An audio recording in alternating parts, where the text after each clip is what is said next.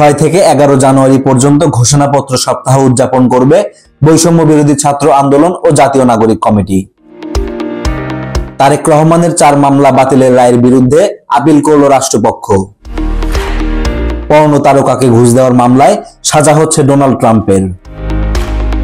কুষ্টিয়ায় কর্মী সম্মেলনে জামায়াত আমির বললেন, আর কোনো মাইনরিটি মেজরিটির কথা শুনতে চাই না।